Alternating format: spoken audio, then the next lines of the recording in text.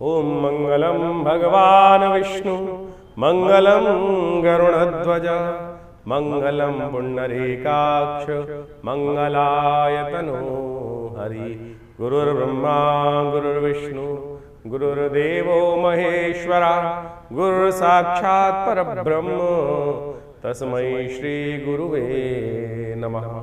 नमस्कार, स्वागत है आपका आचार्य वाणी में। मैं आचार्य डॉक्टर विक्रमादित्य आपके साथ हूँ और आज का विषय हमारा है राशि वालों। 7 तारीख के दिन आपकी राशि के दृष्टिकोण से बड़ा महत्वपूर्ण योग बनकर तैयार है। चंद्रमा परिवर्तन कर चुके हैं। शनिवार का दिन द्वादशी तिथि आपकी राशि के दृष्टिकोण से जो योग बना रही है, गजकेसरी योग का निर्माण आपकी राशि में बैठकर ही बृहस्पति भाग्य में बैठकर चंद्रमा पर पूर्ण दृष्टि डाल रहे हैं। नया उत्साह आपके साथ बनता दिखाई दे रहा है। बहुत वर्षों बाद बृहस्पति 12 वर्षों बाद जिस राशि में अति गोचर अतिचारी होकर प्रवेश कर रहे हैं, योग बना रहे हैं, ये समय बहुत एफर्ट के साथ काम करने का है। इसलिए निष्ठा के साथ जो उम्मीद है उसको पूरा करने का रास्ता दिखाई देता है। ऐसे में इस दिन और भी ग्रह परिवर्तन दिखाई दे रहे हैं। आपके मंगल भी अब परिवर्तन की तरफ जा रहे हैं। मंगल महाराज जो कमज़ोर अवस्था में थे, दशम भाव में चल रहे थे, वो भी जाके लाभ वाले स्थान में सुबह 4:11 पर परिवर्तन का योग बनाएंगे। शनि महाराज भी उत्तरा भाद्रपद नक्षत्र में प्रवेश कर रहे हैं। तो ऐसे में ओवरऑल ग्रह आपके अब पॉजिटिव बनते दिखाई दे रहे हैं। चीज़ों को पॉजिटिव करने का समय आपके लिए अब आरंभ हुआ चाहता है। तो ऐसे में अपने ग्रह नक्षत्रों को समझें, चीज़ों को ठीक करें और बिल्कुल प्रॉपर्ली काम करने का प्रयास करेंगे तो बहुत अच्छा रहेगा। शनिवार का दिन है। शनि महाराज आपकी राशि के दृष्टिकोण से इस वक्त अच्छे ही हैं, आपके लिए ख़राब बिल्कुल नहीं है। तो कोशिश ये करें, शनि को भी थोड़ा सा और ताकत देने का प्रयास करें। जो भी भोजन कर रहे हैं उसका पहला हिस्सा निकाल कर या तो काले कुत्ते को या कौवे को अवश्य डाल दिया करें। ये उपाय लगातार करते रहेंगे तो शनि महाराज प्रसन्न रहेंगे। और हनुमान जी को तो विशेष तौर पर जेठ का मंगल का खासतौर पर महीना चल रहा है तो अवश्य करें। मंगल परिवर्तन की तरफ भी गए हैं तो अवश्य हनुमान जी का स्तवन करते रहिए, अच्छा रहेगा। चंपक द्वादशी है तो ऐसे में विशेष तौर पर बंदरों को चना गुड़ इत्यादि डाल दीजिए, वो आपके लिए कल्याणकारी योग बनाएंगे। 8 तारीख की गणना समझ लीजिए तुला राशि वालों के लिए कैसी है। रविवार का दिन है और साथ साथ द्वादशी तिथि वृद्धि की तरफ चली गई, एक एक्स्ट्रा हो गई द्वादशी दिल्ली के पंचांग के अनुसार से। अच्छा है, रवि प्रदोष का योग बना दिया है इसने। रवि प्रदोष आपकी कीर्ति में वृद्धि का योग बना रहे हैं। गज केसरी योग तो वैसे ही आपकी राशि में बना हुआ है। तो ऐसे में पूरी तरह से आपके लिए समय अच्छा है और सर्वार्थ सिद्ध योग का योग भी बन रहा है। ऐसे में आगे आप बढ़कर काम करने के लिए ध्यान रखते हुए कार्य करेंगे तो अच्छा रहेगा। चीज़ें पॉजिटिवली आपके लिए अच्छी बनती दिखाई दे रही हैं, धीरे धीरे योग बनते दिखाई दे रहे हैं आपके लिए। तो ऐसे में रविवार के दिन विशेष तौर पर आश्रम में यज्ञ रहता है। कई बार क्या होता है कि ऐसे में गायत्री का सानिध्य ले लेना चाहिए। जब ग्रह अच्छे होते हैं तो हमारे पूर्वजों का आशीर्वाद भी हमको साथ चाहिए। अपने पितरों को प्रसन्नता के लिए हमने विवेकानंद योगाश्रम में रविवार के दिन गायत्री यज्ञ रखा हुआ है, विष्णु यज्ञ रखा हुआ है। तो आप उनको सुंदर स्तवन करके पूजन करते हुए कार्य करेंगे तो बहुत अच्छा रहेगा। तो आप स्वयं विवेकानंद योगाश्रम में चल रहे इस महायज्ञ में हर रविवार को जो ये रहता है तो उसमें अवश्य सम्मिलित हों। सुबह 8 बजे से लेकर 11 बजे तक भंडारे के साथ एक कार्यक्रम रहता है। 9 तारीख की गणना भी सुन लीजिए। 9 तारीख के लिए राशिफल के अनुसार से तुला राशि वालों के लिए सोमवार का अवसर और त्रयोदशी तिथि उदया तिथि के तौर पर विद्यमान है। और ग्रह नक्षत्र परिवर्तन कर चंद्रमा थोड़े क्षीर्ण जरूर होने जा रहे हैं, लेकिन आपके लिए भाग्यशाली योग बना रहे हैं। चिंता ना करें, आप थोड़ा सरल होकर अच्छे लोगों का सानिध्य लेते हुए कार्य करेंगे तो बहुत अच्छा आपके लिए रास्ता बनता दिखाई देगा। सर्वार्थ सिद्ध योग बनकर तैयार है और ये आपके लिए कहीं ना कहीं अच्छे योग बनाता दिखाई दे रहा है। थोड़ा सा विनम्र होकर काम करने का प्रयास करें, बड़े लोगों का आशीर्वाद देकर काम करिए, चीज़ें आपके लिए अच्छी रहेंगी। और ये माता जी का आशीर्वाद लें तो सबसे श्रेष्ठ है। माँ दुर्गा का, अपनी स्वयं की माता का आशीर्वाद लें।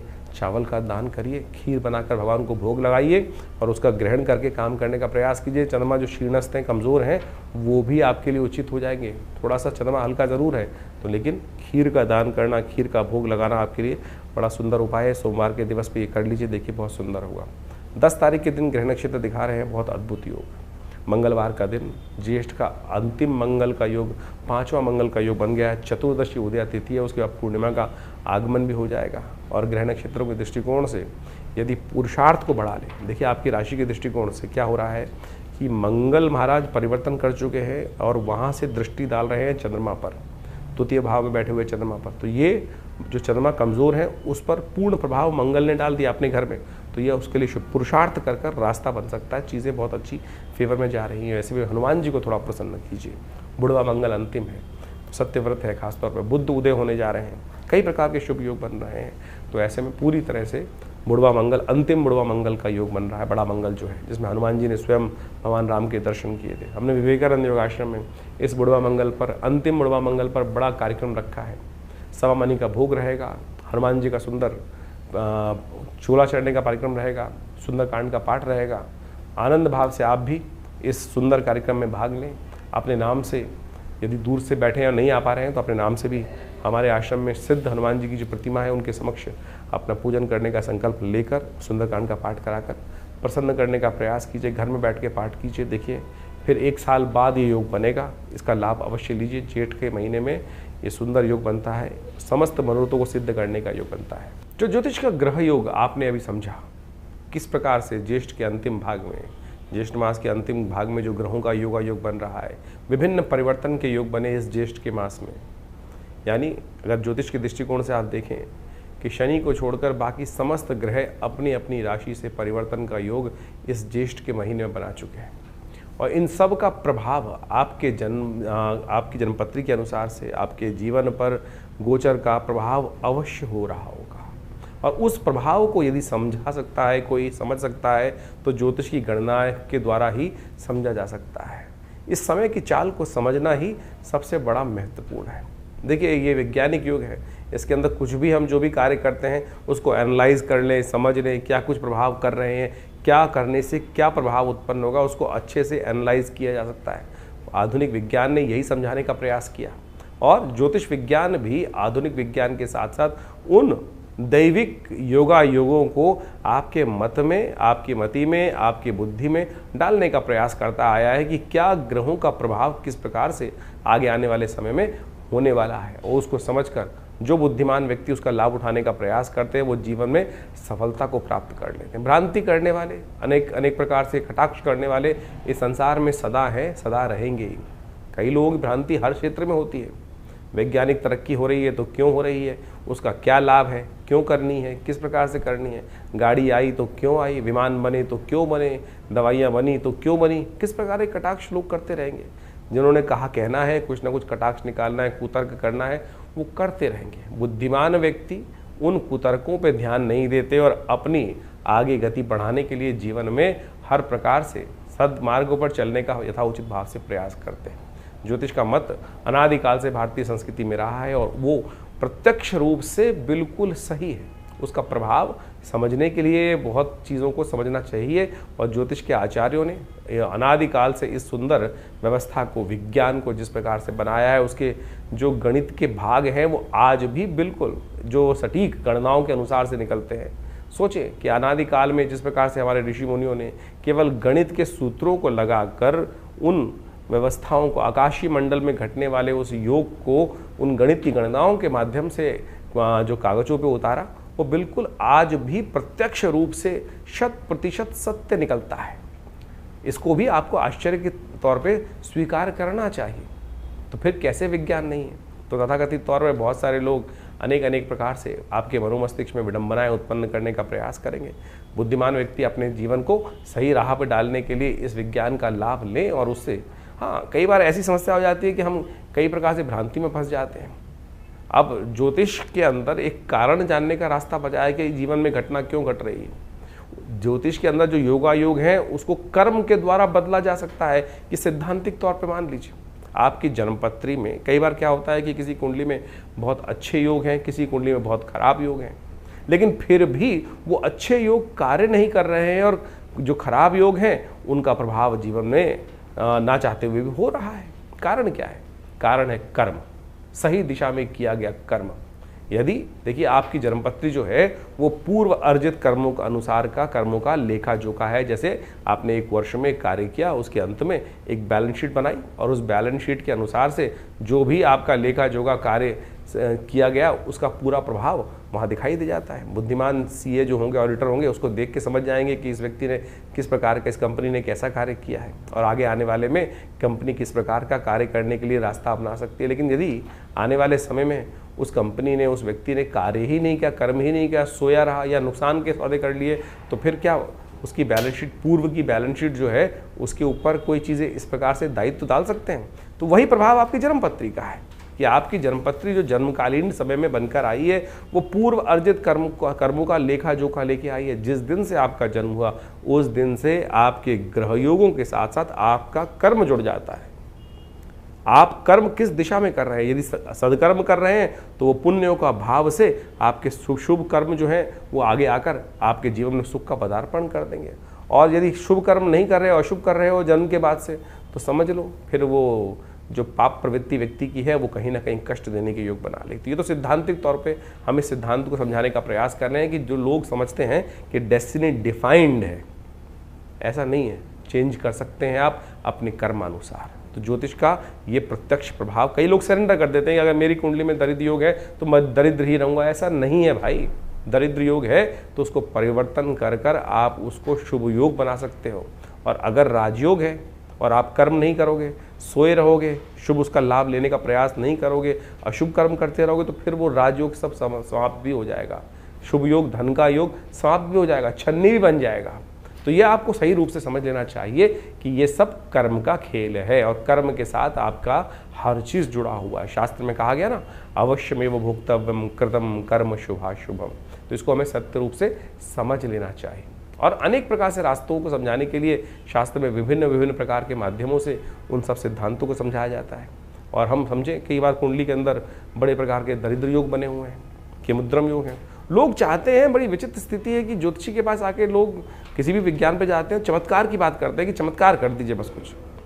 अरे भाई, चमत्कार नाम की चीज़ इस संसार में कुछ नहीं होती है। अगर आप चमत्कार ज़्यादा बात करोगे तो बहुत सारे लोग, हर शाख पे इतने शातिर लोग बैठे हैं, वो कहीं ना कहीं आपको कष्ट में डालने के योग बना देंगे। तो इसलिए सबसे पहले अपने मस्तिष्क से, अपने विचारों से इस बात को हटा दीजिए कि चमत्कार कोई कर सकता है। सिद्धांतिक तौर पे कार्य किया जा सकता है, सिद्धांतिक तौर पे आपको कार्य समझा जा सकता है।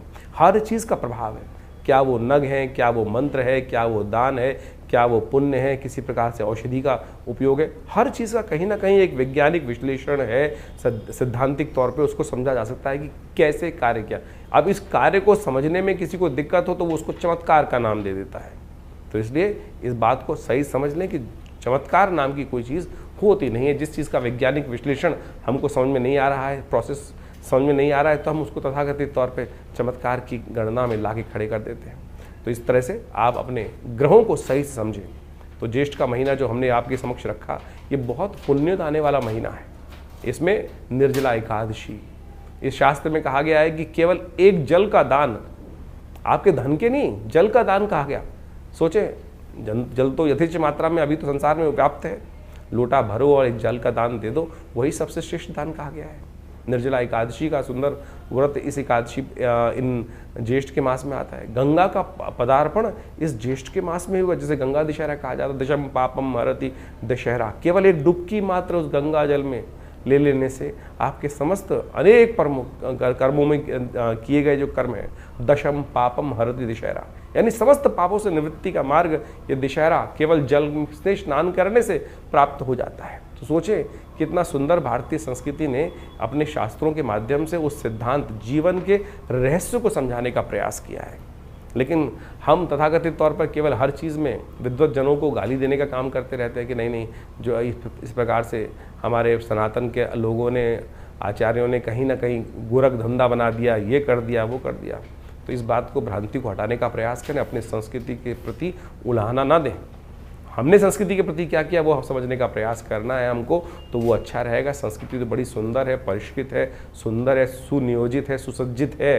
तो हम उसको सुंदर रूप से अपनाने का प्रयास यदि कर लें तो बहुत अच्छा रहेगा। तो आप हमारे शास्त्र मतों को, हम अपने अनेक कथाओं के माध्यम से इन समस्त ज्योतिष के रहस्यों को आपके समक्ष रखने का प्रयास करते हैं। वैदिक कथाओं के माध्यम से उनको समझाने का प्रयास करते हैं। यदि आप इन सब सिद्धांतों को समझ लें तो आपको पूर्ण रूप से अपनी संस्कृति के प्रति विश्वास भी जगेगा, श्रद्धा भी जगेगी, और उससे आप जानकर अपने आप को भी अच्छा लाभ देंगे और हमारे समाज को भी लाभ देंगे। तो ज्योतिष विज्ञान के द्वारा इन समस्त सिद्धांतों को समझ लीजिए और अपनी जन्मपत्री को अच्छे से समझिए। अपनी जन्मपत्री के अनुसार से चीज़ों को समझते हुए अपने जीवन के फील्ड को समझने का प्रयास करें, किस क्षेत्र में कार्य कर रहे हैं। कई बार क्या होता है, हम जीवन में कौन से क्षेत्र के कार्य करने आए थे और कहाँ भटक जाते हैं। बचपन से ही, बाल्यकाल से ही हमको अपने जीवन के लक्ष्य को समझना चाहिए कि मैं किस चीज़ के लिए बना हूँ। मैं कौन से कार्य करने के लिए। नहीं तो क्या होता है, जीवन में व्यक्ति भटकता रहता है और फिर जाके 40-50 साल बाद उसको एक दिशा प्राप्त होती है। और यदि सही से कोई आचार्य मिल जाए, ज्ञानवान व्यक्ति मिल जाए, तो पहले से बता देगा भाई इस रास्ते पे चल रहे, तो इसके द्वारा सुंदर रूप से रास्ता बन जाएगा और कहाँ प्राप्ति के योग बन जाएंगे। देखिए आचार्य चाणक्य ने किस प्रकार से चंद्रगुप्त को ढूंढा और उसको लगाया, और कहाँ एक गडरी के घर में पैदा हुआ लड़का उस इतने बड़े साम्राज्य का अधिपति बना। तो इसलिए ये ज्योतिष के मत के अनुसार से, आचार्यों के मत के अनुसार से, उनके आशीर्वाद से हमें चलने का प्रयास करना चाहिए। और ये समस्त विज्ञान जो है, भारतीय संस्कृति का विज्ञान अपने आप में बहुत सुंदर है, और उसी का प्रतिपादन हम लोगों ने अपने विवेकानंद योगाश्रम में अनेक वर्षों से यहाँ शोध के द्वारा करने का प्रयास किया। हमारे आश्रम के द्वारा सद्गुरु आचार्य श्री केशव देव जी के सानिध्य में रह के बहुत सारे विज्ञानों पर शोध किया गया, योग के ऊपर, मुद्राओं के ऊपर, मंत्र विज्ञान के ऊपर, यज्ञ विज्ञान के ऊपर, और सहस्त्रों किताबें, मतलब करीब 100 के करीब किताबें हमारे संस्थान के द्वारा से प्रकाशित की गई हैं। बहुत सारे अनुसंधान कार्य चलते हैं। तो आप भी विभिन्न समय पर विभिन्न यज्ञों इत्यादि में जो हम आपको सूचना देते रहते हैं, और उसके बारे में आप आकर जुड़ सकते हैं। और विभिन्न रूप से आश्रम की जो गतिविधियाँ हैं, अस्पताल है, ये मंदिर है, और साथ साथ यज्ञ इत्यादि की जो कर्म है, उनमें सब में जुड़कर लाभ लें। आपके जीवन में कल्याण का मार्ग प्रशस्त होगा। धन्यवाद।